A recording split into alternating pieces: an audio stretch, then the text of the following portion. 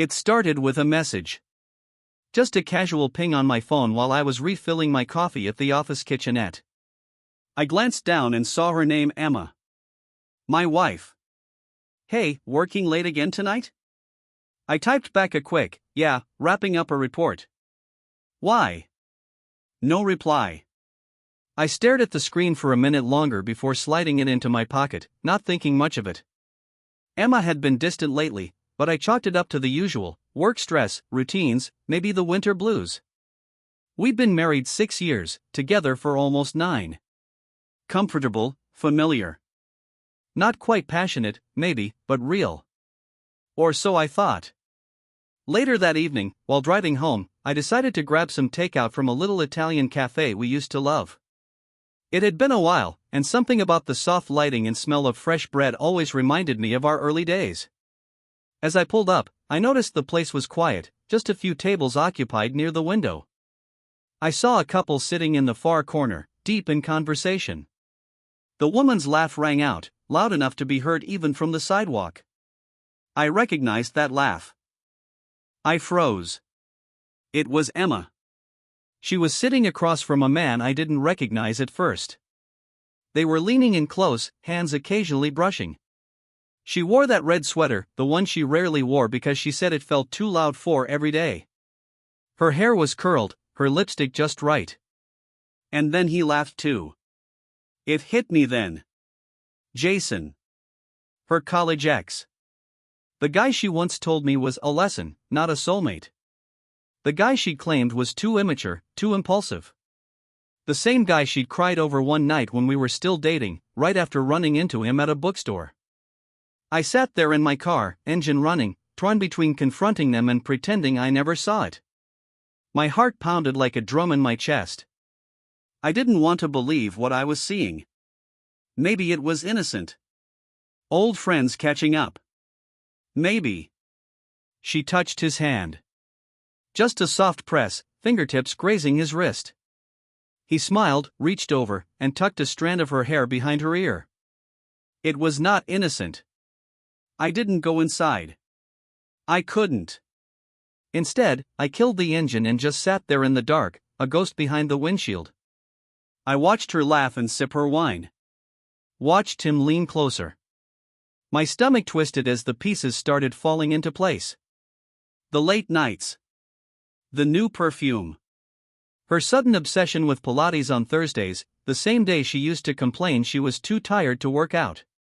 I snapped a photo with my phone. Not out of spite, but because I needed to prove to myself it was real. That I wasn't imagining it. That the woman I shared a home with, a life with, was right there, flirting with a past that should have stayed buried. They left together. I didn't follow. I couldn't. Instead, I sat there for another hour, cold coffee in hand, staring at the empty booth where she had been. Where we used to sit. I didn't go home right away. I drove to the edge of town, parked under a dead streetlight, and sat in silence. Trying to figure out what hurt more, the betrayal itself, or how easily she seemed to slip into someone else's life. That night, I didn't sleep. I lay in our bed, my bed, I guess, staring at the ceiling while Emma slept beside me, her breathing soft, even. Peaceful. She smelled faintly of cinnamon and wine, a scent I used to love. Now, it clung to her like a lie. I didn't say anything the next morning. I needed time. I needed proof, or maybe just the courage to face what I already knew. Instead, I went about my day, pretending. That was the hardest part, pretending everything was okay when I felt like I was drowning under the weight of her silence. I started watching more closely. Her phone tilted away when she texted. She started keeping it face down. Her eyes lingered too long on messages, her smile flickered too quickly when I walked into the room. By the end of the week, I had what I needed. I saw another message, this one by accident. Her phone buzzed while she was folding laundry, and curiosity, or pain, maybe both, made me glance. The screen lit up. Jason, same place? 3 p.m.? Her thumb hovered, then tapped. Can't wait. Red heart. My heart sank. That same cafe. I guess part of me hoped it was a one-time slip, a desperate act of nostalgia. But this was something else. Ongoing. Deliberate. And worst of all, she still came home every night, kissed me, called me babe. That Saturday, I followed her. I left a few minutes after she did, driving the long way to clear my head. I didn't need to see them together again, but I had to. To make it real. When I got there, they were at the same booth. She wore a cream-colored sweater, the one she never let me wash because it was delicate. Her hair was pulled back in that effortless way I used to compliment. Jason looked smug, like a man who thought he'd won something. They didn't notice me. I didn't go in. Instead, I watched from across the street, behind a curtain of rain streaking the windshield. I didn't cry. I thought I would. But I felt nothing. Like my emotions had all evaporated, leaving behind just this dull, pulsing ache. When she got home later, she was humming. She made tea. Asked if I wanted any. I said no. She looked at me then, like she sensed something. You okay? I nodded. I was just out with Michelle, she added. Shopping. Cool, I said, keeping my eyes on the TV. It was a lie. But what surprised me wasn't that she lied, it was how easily it came out of her mouth. Like second nature. Like I was just some roommate she had to placate. That night, I packed a bag. I didn't confront her.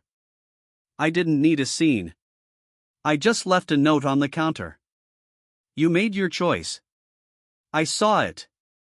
I won't scream or beg or give you the satisfaction of a dramatic ending. Just know, I loved you. I really did. And I hope whatever you were looking for in that cafe was worth everything you threw away. I moved in with my brother for a while. She called. A few times at first. Then less. Eventually, not at all. People always say healing is a straight line. It isn't. Some days, I still wonder if I could have said something earlier, noticed sooner, done more. But I remind myself, someone who wants to leave will find a way. And someone who wants to stay won't lie about a red sweater and a cafe meeting. I don't know if Emma and Jason are still seeing each other. I don't care to find out. I've started seeing someone new. Slowly. Cautiously. Love feels different now, less like a fire and more like a quiet room where you can breathe. I still avoid that cafe. Too many ghosts in those windows. But I've found a new one, tucked away in a different part of town. No memories attached. Just fresh coffee, a good book, and sometimes, a hand reaching across the table, not to hide something, but to hold on. To me. And this time, I'm watching the signs. This time, I'm not pretending.